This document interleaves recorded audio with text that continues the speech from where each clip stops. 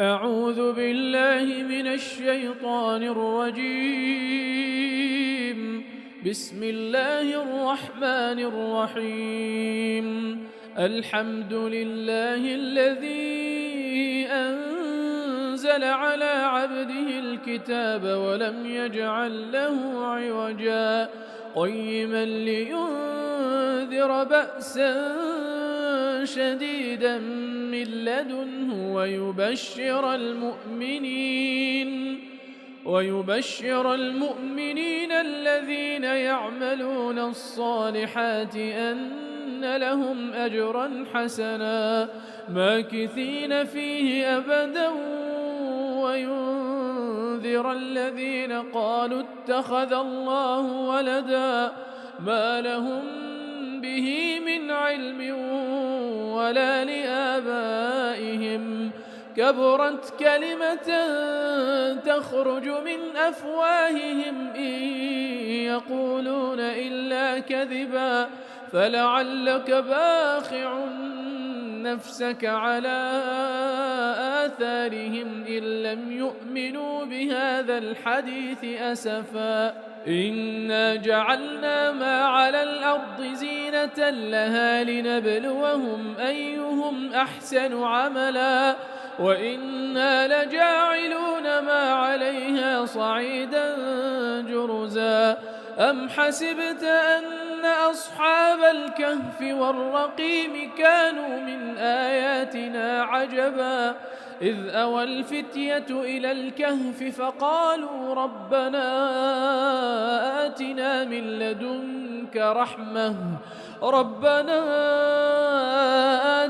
من لدنك رحمة وهيئ لنا من أمرنا رشدا فضربنا على آذانهم في الكهف سنين عددا ثم بعثناهم لنعلم أي الحزبين أحصى لما لبثوا أمدا نحن نقص عليك نبأهم بالحق إنهم فتية آمنوا بربهم وزدناهم هدى وربطنا على قلوبهم إذ قاموا فقالوا ربنا رب السماوات والأرض لن ندعو من دونه إلها لقد قلنا إذا شططا هؤلاء قومنا اتخذوا من دونه آلهة لولا يأتون عليهم بسلطان بين فمن أظلم ممن افترى على الله كذبا وإذ اعتزلتموهم وما يعبدون إلا الله فأووا إلى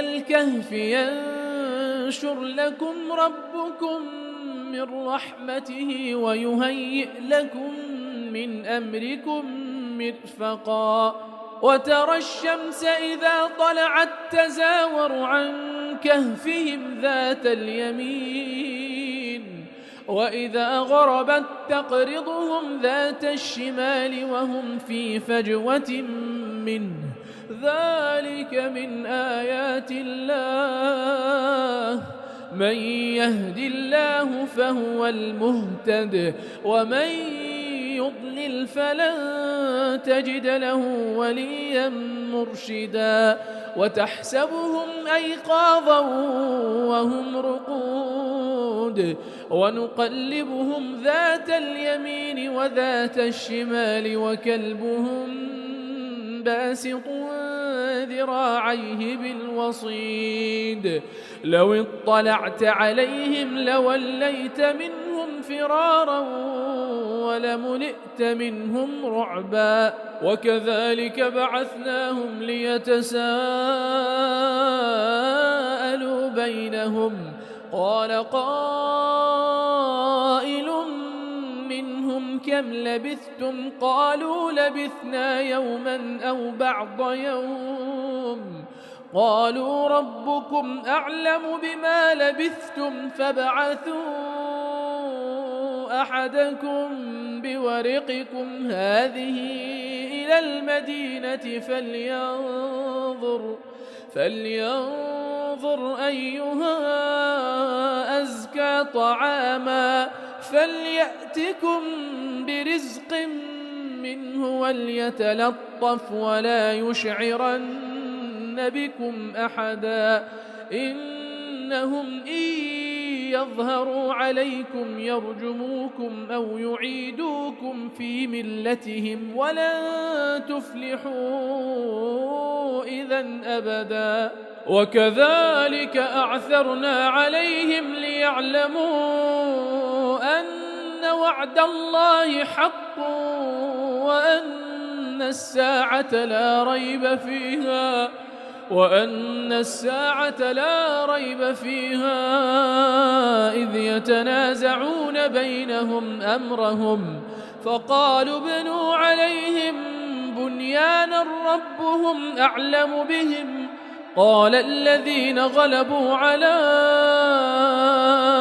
أمرهم لنتخذن عليهم مسجدا سيقولون 3 رابعهم كلبهم ويقولون 5 سادسهم كلبهم رجما بالغيب ويقولون 7 وثامنهم كلبهم قل ربي أعلم بعدتهم ما يعلمهم إلا قليل فلا تمار فيهم إلا مراء ظاهرا ولا تستفت فيهم منهم أحدا ولا تقولن لشيء إني فاعل ذلك غدا إلا أن يشاء الله واذكر ربك إذا نسيت وقل عسى أن يهديني ربي لأقرب من هذا رشدا ولبثوا في كهفهم 300 سنين وازدادوا 9 قل الله أعلم بما لبثوا له غيب السماوات والأرض أبصر به وأسمع ما لهم من دونه من ولي ولا يشرك في حكمه أحدا واتل ما أوحي إليك من كتاب ربك لا مبدل لكلماته ولن تجد من دونه ملتحدا واصبر نفسك مع الذين يدعون ربهم بالغداة والعشي يريدون وجهه ولا تعد عيناك عنهم تريد زينة الحياة الدنيا ولا تطع من أغفلنا قلبه عن ذكرنا واتبع هواه وكان أمره فرطا وقل الحق من ربكم فمن شاء فليؤمن ومن شاء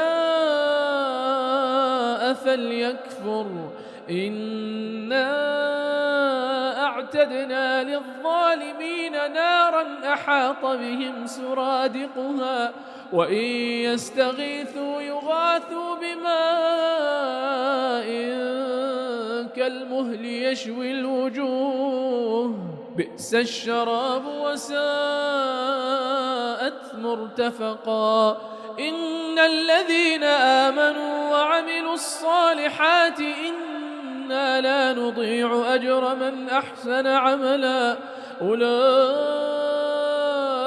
لهم جنات عدن تجري من تحتهم الأنهار يحلون فيها من أساور من ذهب ويلبسون ويلبسون ثيابا خضرا من سندس وإستبرق متكئين فيها على الأرائك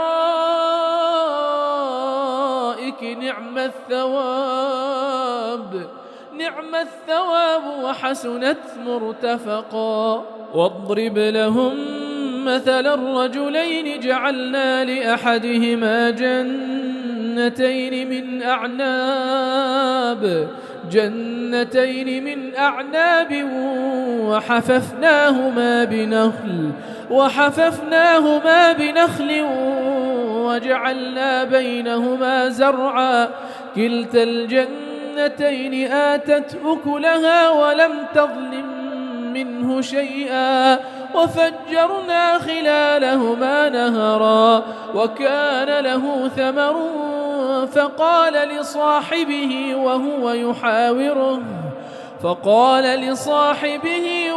يحاوره أنا أكثر منك مالا وأعز نفرا. ودخل جنته وهو ظالم لنفسه قال ما أظن أن تبيد هذه أبدا وما أظن الساعة قائمة ولئن رددت إلى ربي لأجدن خيرا منها منقلبا.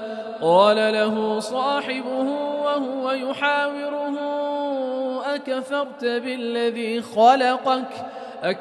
بالذي خلقك من تراب ثم من نطفة ثم سواك رجلا لكن هو الله ربي ولا أشرك بربي أحدا. ولولا إذ دخلت جنتك قلت ما شاء الله لا قوة إلا بالله إن ترني أنا أقل منك مالا وولدا فعسى ربي أن يؤتيني خيرا من جنتك ويرسل عليها حسبانا من السماء فتصبح صعيدا زلقا أو يصبح ماؤها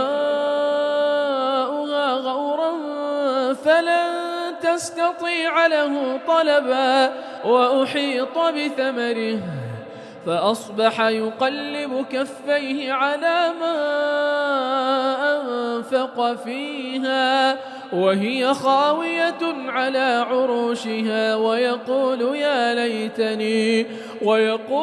يا ليتني لم أشرك بربي أحدا ولم تكن له فئة ينصرونه من دون الله وما كان منتصرا. هنالك الولاية لله الحق هو خير ثوابا وخير عقبا. واضرب لهم مثل الحياة الدنيا كماء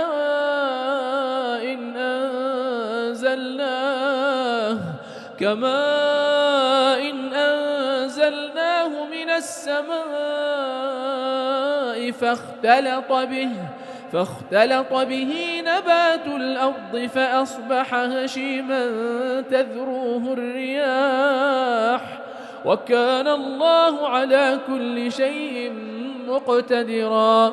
المال والبنون زينة الحياة الدنيا والباقيات الصالحات خير عند ربك ثوابا وخير أملا.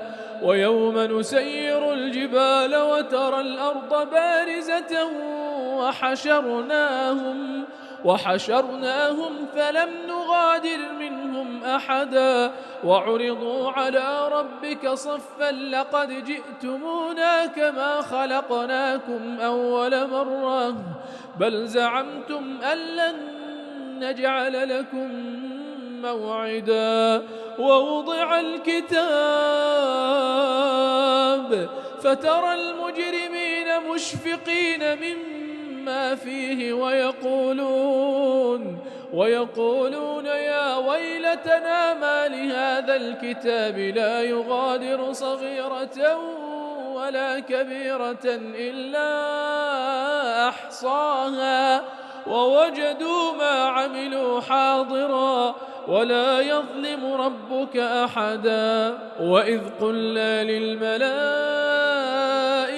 اسجدوا لآدم فسجدوا إلا إبليس كان من الجن ففسق عن أمر ربه أفتتخذونه وذريته أولياء من دوني وهم لكم عدو بئس للظالمين بدلا. ما أشهدتهم خلق السماوات والأرض ولا خلق أنفسهم وما كنت متخذ المضلين عضدا.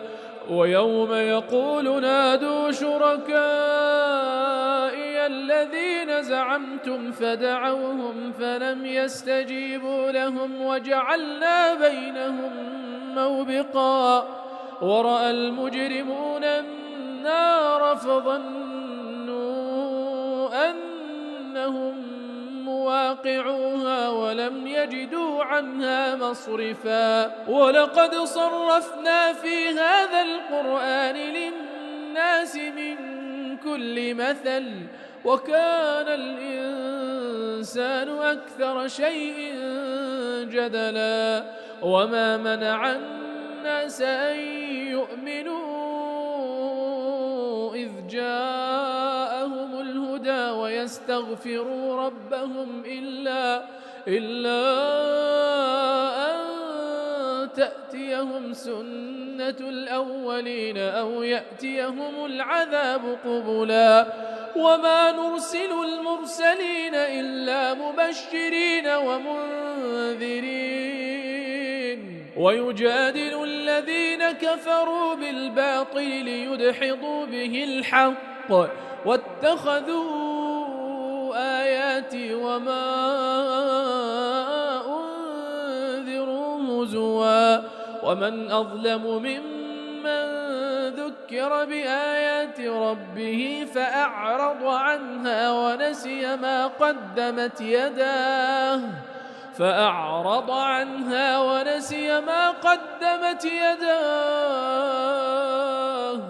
إنا جعلنا على قلوبهم أكنة أن يفقهوه وفي آذانهم وقرا وإن تدعهم إلى الهدى فلن يهتدوا إذن أبدا.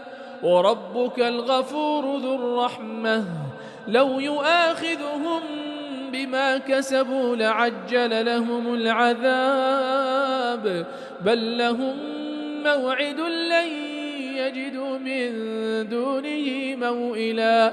وتلك القرى أهلكناهم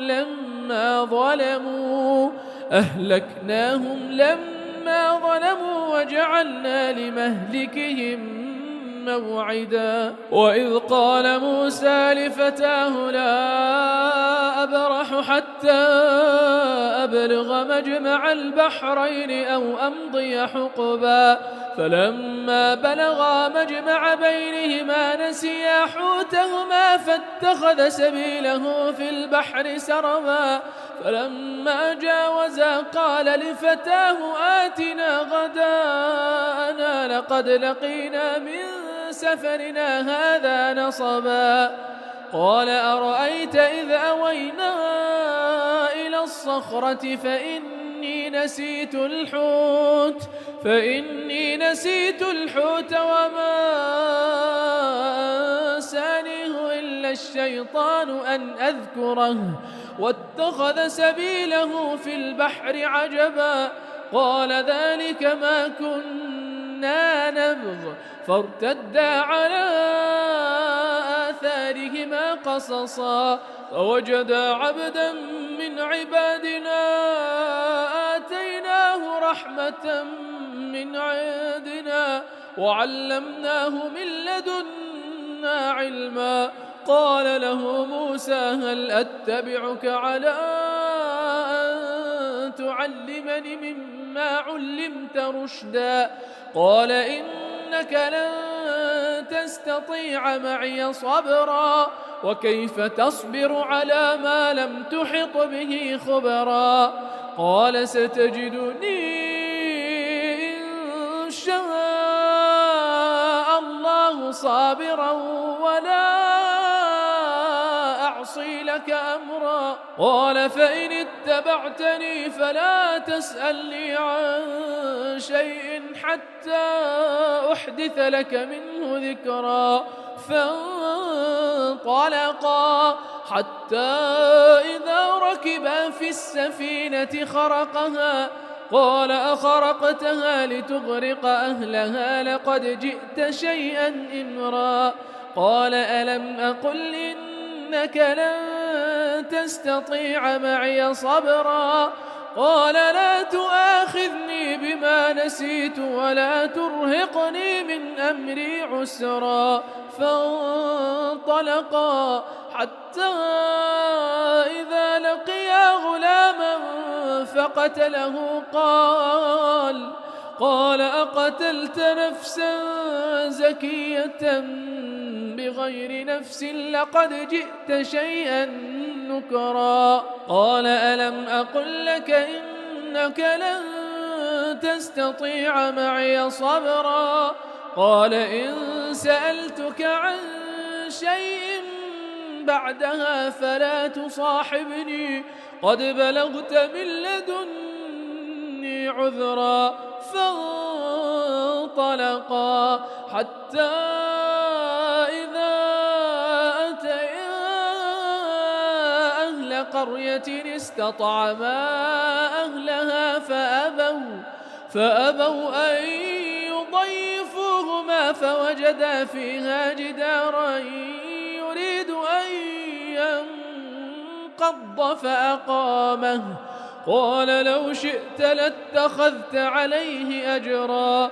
قال هذا فراق بيني وبينك سأنبئك بتأويل ما لم تستطع عليه صبرا.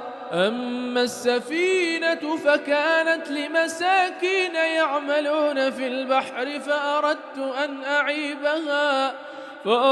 أن أعيبها وكان وراءهم ملك يأخذ كل سفينة غصبا. وأما الغلام فكان أبواه مؤمنين فخشينا أن يرهقهما طغيانا وكفرا. فأردنا أن يبدلهما ربهما خيرا منه زكاة وأقرب رحما. وأما الجدار فكان لغلامين يتيمين في المدينة وكان تحته كنز لهما وكان أبوهما صالحا فأراد ربك أن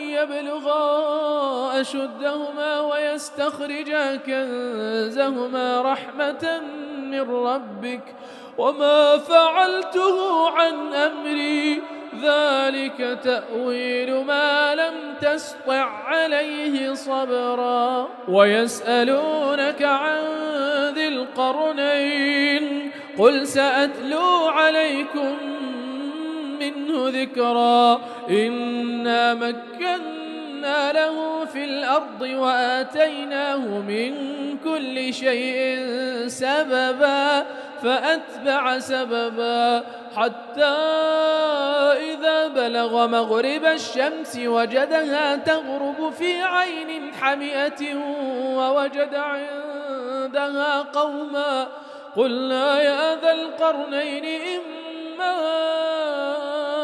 أن تعذب وإما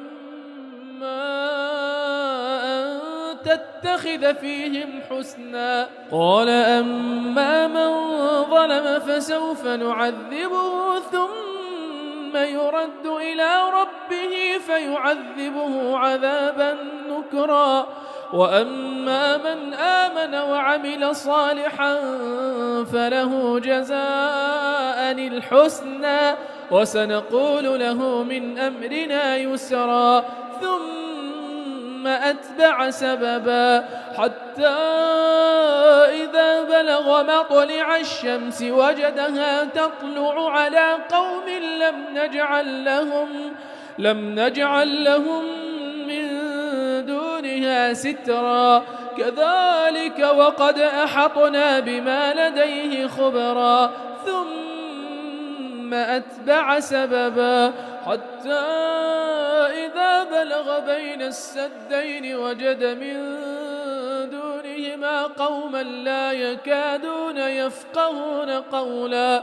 قالوا يا ذا القرنين إن يأجوج ومأجوج مفسدون في الأرض فهل نجعل لك خرجا على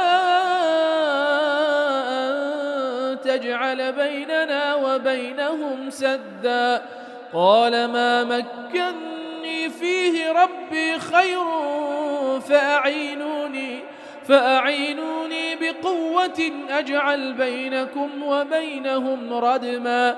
آتوني زبر الحديد حتى إذا ساوى بين الصدفين قال انفخوا حتى إذا جعله نارا قال آتوني أفرغ عليه قطرا، فما استطاعوا أن يظهروه وما استطاعوا له نقبا. قال هذا رحمة من ربي فإذا جاء وعد ربي جعله دكاء وكان وعد ربي حقا. وتركنا بعضهم يومئذ يموج في بعض ونفخ في الصور فجمعناهم جمعا وعرضنا جهنم يومئذ للكافرين عرضا. الذين كانت أعينهم في غطاء عن ذكري وكانوا لا يستطيعون سمعا.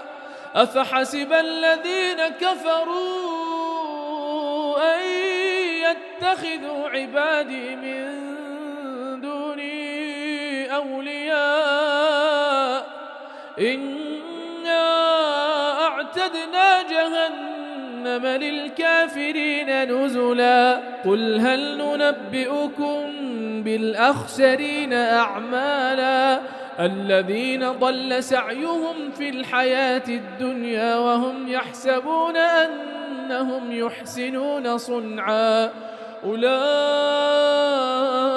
الذين كفروا بآيات ربهم ولقائه فحبطت أعمالهم فلا نقيم لهم يوم القيامة وزنا. ذلك جزاؤهم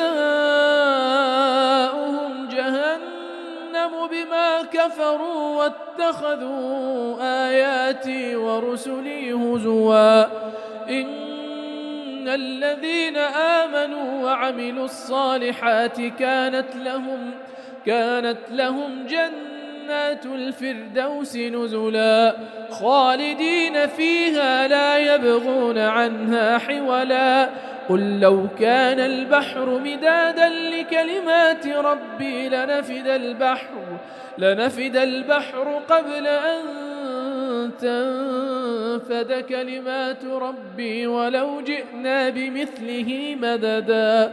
قل إنما أنا بشر مثلكم يوحى إلي أنما إلهكم إله واحد فمن كان يرجو لقاء ربه فليعمل عملا صالحا صالحا ولا يشرك بعبادة ربه أحدا.